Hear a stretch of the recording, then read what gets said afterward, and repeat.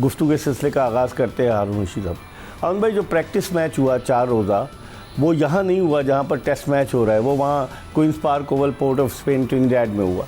उसमें पाकिस्तान ने रन्स के अंबार लगाए। अगर वेस्ट इंडीज़ की टीम को देखें तो कोई प्रोमिनेंट क्रिकेटर उसमें शामिल नहीं था। आप क्या समझते हैं, उस प्रैक्टिस से पाकिस्तान को इस टेस्ट मैच के लिए मुकम्मल प्रैक्टिस मिल जाएगी वेस्ट इंडीज़ की तगड़ी टीम के सामने? देखिए, इस एतबार से होता यही है कि जब भी आप किसी फॉरेन टूर पे जाते हैं तो वहाँ आपको एक प्रैक्टिस मैच मिलता है, जैसे कि पाकिस्तान को मिला। उसमें ये होता है कि आपको ये ज़रूरी नहीं होता कि 11 के 11 ही आप खिलाएं, आप सारी टीम को खिला सकते हैं और जब चाहें आप किसी भी बैट्समैन को रिटायर करवा सकते हैं या बॉलर को रिटायर हुए ना, बाबर आजम भी हुए, हाँ। काफ़ी प्लेयर्स हुए। तो इससे तो फील ये होता है कि पिच बहुत अच्छी थी बैटिंग के लिए। अगर आप दूसरी तो देखें तो 300 के करीब तो रन्स दूसरी वो उनकी टीम भी कर गई, जो कि एक सेकंड 11 थी और उसमें बहुत ज़्यादा प्रोमिनेंट प्लेयर्स नहीं थे जो आप ये कह रहे हैं। लेकिन बैटिंग के पॉइंट ऑफ व्यू से तो मुझे ठीक लगा कि पाकिस्तान की जो टॉप ऑर्डर बैटर्स हैं उन्होंने बैटिंग भी कर ली और कुछ अच्छी फॉर्म भी दिखाई दी। सिवाय इमामुल हक के मैं समझता हूँ कि ऑलमोस्ट बाकी जितने भी प्लेयर्स थे उन्होंने बैटिंग की है। इवन इमामुल हक के लिए तो 2 इनिंग्स मिली थी और उन्होंने उसमें नहीं किया। सो पाकिस्तान के लिए तो इशू ये होगा कि पहली फर्स्ट 11 क्या बनाई जाए। सही। दूसरी तरफ जो वेस्ट इंडीज़ का प्रॉब्लम है वो ये था कि उनके कुछ प्लेयर्स अनफिट हुए थे, जिसमें रॉस्टन चेस जो उनके कैप्टन थे वो रिकवर होकर शायद वापस आ जाएं। टीम अभी तक उन्होंने अनाउंस नहीं की है। और जॉन कैम्पबेल जो उनको हैमस्ट्रिंग इंजरी हो गई थी वो भी वापस आ जाएं। जहाँ तक मैं देख रहा हूँ कि वेस्ट इंडीज़ की टीम में भी कोई मुझे इतनी मजबूती नज़र नहीं आती। अच्छा। शायद होप और रॉस्टन चेस के ऊपर आप बहुत ज़्यादा डिपेंड करते हैं जब वो आप बैटिंग की तरफ जाते हैं। और बॉलिंग में उनके पास आपको पता है कि 3 से 4 उनके पास फास्ट बॉलर्स हैं और एक आध स्पिनर जो है वो बीच में इंट्रोड्यूस करते हैं। आमिर जंगू भी तो है, आमिर जंगू, ये नए लड़के ये आ रहे हैं जो कि अच्छा परफॉर्म कर रहे हैं। लेकिन पाकिस्तानी बॉलिंग के लिए मुझे थोड़ा सा ये इशू है कि सिर्फ एक इनिंग में उनको बॉलिंग करने का मौका मिला, क्योंकि बाकी तो ज़्यादातर बैटिंग की है पाकिस्तान ने। सो उसके लिहाज से मैं ये फील करता हूँ कि मोहम्मद अली आई थिंक इसमें काफ़ी कामयाब रहे। तो पाकिस्तान को फर्स्ट 11 बनाने में इतना प्रॉब्लम होना नहीं चाहिए। लेकिन मुझे सिर्फ ये है कि जो फर्स्ट 11 बनेगी मोस्ट लाइकली अगर कोई अनफिट ना हुआ या इंजरी ना हुई तो मैं समझता हूँ कि दूसरा टेस्ट मैच भी तकरीबन यही 11 खेलेगी अगर पाकिस्तान अच्छा करके फर्स्ट टेस्ट मैच में। आप पाकिस्तान की बॉलिंग की आपने बात की, मोहम्मद अली को इन्होंने ट्राई किया इस मैच में, इसके अलावा खुर्रम शहजाद खेले और उसके अलावा पाकिस्तान के तीसरे एक और आमिर जमाल को इन्होंने खिलाया। आप क्या समझते हैं, यही फास्ट बॉलर्स होंगे या कोई चेंज हो सकता है? नहीं, मेरे अपने नज़दीक तो मुझे जो 3-4 अब्बास खेले, अब्बास भी खेले। देखिए, अब ये है कि आमिर जमाल के आने से वो ये फील करते होंगे कि हमें एक आध ऑलराउंडर बीच में डाल के और 2 फास्ट बॉलर से खेलें, क्योंकि मैं फील करता हूँ कि 2 स्पिनर का खेलना ज़रूरी है इस टेस्ट मैच में।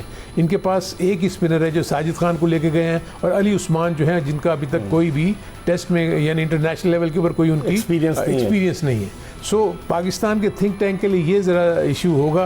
लेकिन मेरे अपने नज़दीक बोल्ड डिसीजन लेना चाहिए। मैं ये देखता हूँ कि वेस्ट इंडीज़ की पिचेस तीसरे और चौथे दिन जाके ना वो स्पिनर्स को हेल्प करना शुरू कर देती हैं। अगर आपके पास एक जेन्युइन स्पिनर होगा, 2 जेन्युइन स्पिनर से अगर आप ऑपरेट करेंगे तो मैं समझता हूँ कि कामयाबी हो सकती है। अगर आप 4 फास्ट बॉलर्स यानी 5 फास्ट बॉलर्स अगर आप खिला देते हैं तो उससे आपका एक स्पिनर के साथ मैं फील करता हूँ अगर पिच अच्छी हुई, बैटिंग के लिए साजगार हुई तो फास्ट बॉलर्स को खेलना ज़्यादा आसान है निस्बत स्पिनर से, जो कि कोई ना कोई ऐसी अपॉर्चुनिटी क्रिएट करते हैं जहाँ से वो विकेट्स ले सकें। ये सलमान अली आगा को भी स्पिनर्स के ज़ुमरे में काउंट करें, हालांकि वो बॉलिंग ऑलराउंडर नहीं, बैटिंग ऑलराउंडर हैं। और ये जो हमें पता चला है कि अली उस्मान और सलमान अपने उससे आगा सलमान से बॉलिंग करा सकते हैं। लेकिन देखिए, जो आप सलमान अली आगा की बात कर रहे हैं ना, वो बैटिंग ऑलराउंडर आपने बिल्कुल ठीक कहा, वो हैं, लेकिन वो करते हैं वनडे के फॉर्मेट में। सही।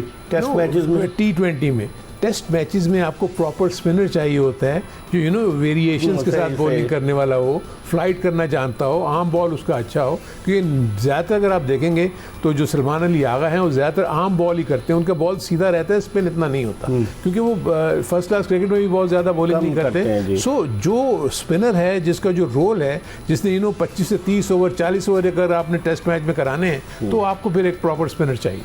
तो अब आलम भाई अगर इस टीम को देखें आप, तो इसका मतलब है आप जिस तरह की गुफ्तगू कर रहे हैं कि वेस्ट इंडीज़ इतनी ज़्यादा मजबूत नज़र नहीं आ रही पाकिस्तान के लिए, फिर इसका मतलब चांस है? मैं तो 110% इस चीज़ पे यकीन रखता हूँ कि अगर ये जिस तरीके से इनका ये बैटिंग कॉम्बिनेशन चला है, अगर ये enough run on the board कर देंगे और अगर ये 2 स्पिनर्स के साथ अगर ऑपरेट करेंगे तो मैं फील करता हूँ कि पाकिस्तान प्रेशर डाल सकता है। देखें, हार और जीत तो आपको डिपेंड करती है कि ऑन द डे आपने तीनों डिपार्टमेंट में अच्छा किया या नहीं किया।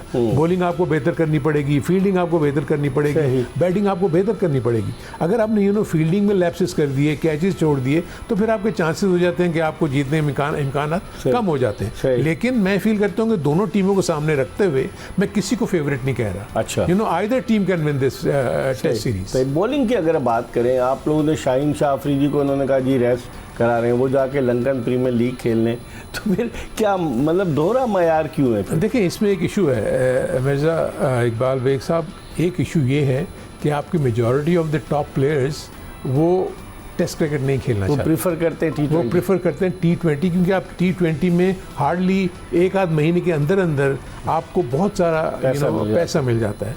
और ऑब्वियसली इनको पता है कि हमारे करियर्स जो है ना वो T20 के आने की वजह से ख़ास तौर पर फास्ट बॉलर्स के करियर्स जो है ना वो बहुत ज़्यादा कम हो गए। अगर ये टेस्ट क्रिकेट भी खेलते हैं तो वो जो वर्कलोड की हम बात करते हैं, बॉडी के ऊपर बहुत ज़्यादा प्रेशर पड़ता है। आप जितनी फास्ट बॉलिंग करेंगे, अगर आपको एक दिन में 20 ओवर कराने पड़ जाए, वेयर एज आपको T20 में 4 ओवर कराने पड़ते हैं, 2 ओवर एक स्पेल में, 2 ओवर दूसरे स्पेल में।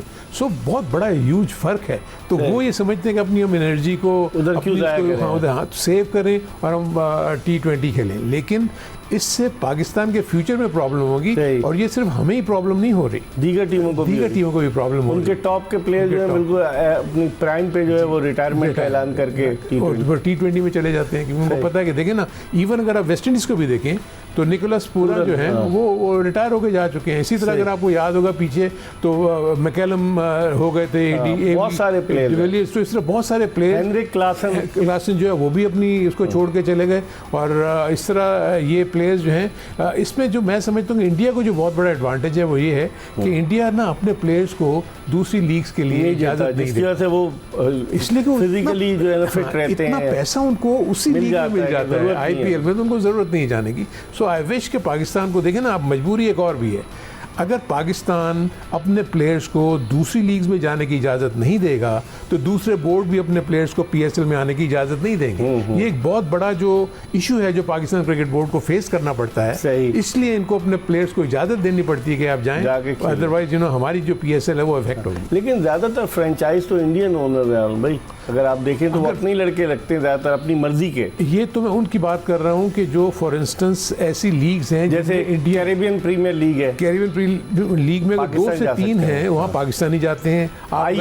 IL T20 में वहाँ भी 2 इंडियन ओनर्स हैं, लेकिन बाकी टीमें जो हैं उसमें पाकिस्तानी जा सकते हैं। इसी तरह अगर आप लंदन प्रीमियर लीग में देखेंगे, वहाँ भी आपको पाकिस्तानी कुछ नज़र आएंगे, इवन बिग बैश में भी आपको कुछ पाकिस्तानी नज़र आएंगे। अब इशू ये होता है कि ख़ास तौर पर जैसे बिग बैश है और कैरेबियन प्रीमियर लीग है, वो आपके सीजन से कॉन्फ्लिक्ट क्लैश करती है, जिसकी वजह से आपको प्रॉब्लम होती है। आपके प्लेयर्स जो है ना आपके डोमेस्टिक क्रिकेट के लिए अवेलेबल नहीं होते और वो जाके दूसरों की डोमेस्टिक क्रिकेट खेल रहे होते हैं। फिर जब हमारे यहाँ क्रिकेट हो रही होती है तो दूसरी कई जगह पर क्रिकेट नहीं हो रही होती। हमारी गुफ्तगू का सिलसिला जारी रहेगा। पाकिस्तान के former chief selector, former test cricketer Haroon Rashid हमारे साथ मौजूद हैं।